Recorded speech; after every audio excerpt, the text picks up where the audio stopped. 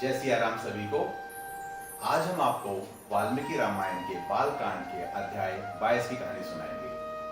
तो अभी तक हमने सुना कि महर्षि विश्वामित्र राम जी को वन में ले जाना चाहते हैं ताकि वो अपना यज्ञ संपन्न कर सके, और महाराज दशरथ यह बात सुनकर विचलित हो जाते हैं, परंतु महर्षि वशिष्ठ की बात सुनकर उनको शांति मिलती है और वो राम जी को वन में भेजने के लिए तैयार हो जाते हैं। तो आज की कहानी कुछ इस प्रकार है कि जब महर्षि वशिष्ठ ने महाराज दशरथ को संतुष्ट किया कि अगर राम जी महर्षि विश्वामित्र के साथ वन में जाएंगे तो उन्हें कोई भी हानि नहीं होगी, तो महाराज दशरथ खुश हो जाते हैं और खुशी खुशी राम तथा लक्ष्मण को भी अपने पास बुलाते हैं और उन्हें आज्ञा देते हैं कि आप महर्षि विश्वामित्र के साथ वन में जाइए।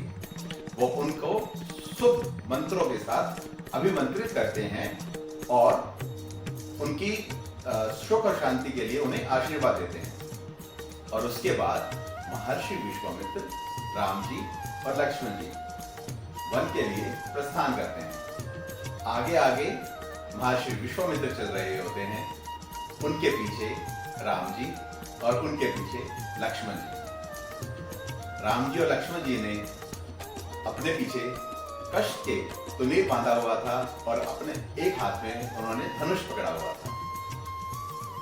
वे जब दोनों चल रहे थे तो ऐसे लग रहे थे कि विश्वामित्र के पीछे 3 फन वाले 2 बड़े बड़े सांप चल रहे हों, क्योंकि बीच में उनका मुख था, एक तरफ धनुष था और एक तरफ तुनीर था। उन दोनों की जो कांति थी वो देखकर देवताओं ने भी पुष्प वर्षा की थी, क्योंकि यह बात देवताओं को भी पसंद आई थी कि यज्ञ की पूर्ति के लिए महाराज दशरथ के दोनों पुत्र वन में जा रहे हैं।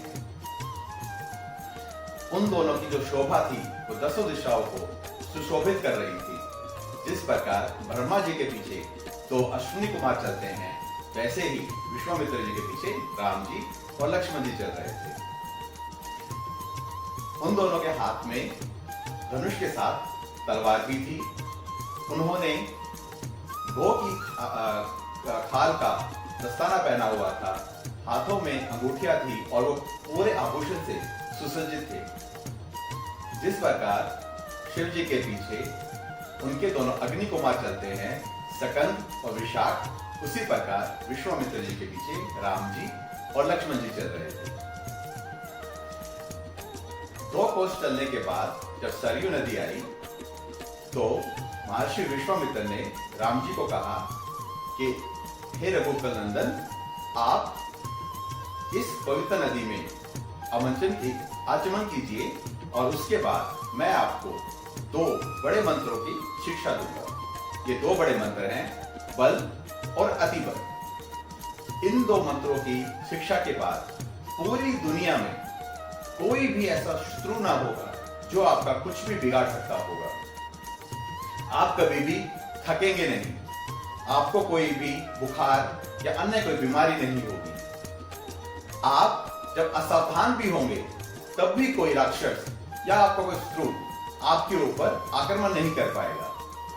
यह मंत्र आपकी हर प्रकार से सुरक्षा करेगा और आपको सभी प्रकार का ज्ञान भी प्रदान करेगा। यह बात सुनकर राम जी बहुत खुश होते हैं और वो पवित्र सरयू के अंदर आचमन करते हैं और उसके बाद हाथ जोड़कर महर्षि विश्वामित्र के सामने बैठ जाते हैं। महर्षि विश्वामित्र उस समय राम जी को इन दोनों मंत्रों की शिक्षा देते हैं और यह शिक्षा पाकर राम जी बहुत खुश होते हैं और वो अपने गुरु की सेवा करते हैं। यह सब होते होते शाम हो जाती है और फिर वो तीनों वहीं पर सरयू नदी के किनारे रात बिताते हैं, घास के ऊपर सोकर। और इस प्रकार आज की कहानी समाप्त होती है। हम हर रोज आपके लिए वाल्मीकि रामायण की कहानियां लेकर आ रहे हैं और आपसे निवेदन करते हैं कि आप हमारे पेज को फॉलो कीजिए ताकि ज्यादा से ज्यादा लोगों तक वाल्मीकि रामायण की कहानियां पहुंच सके।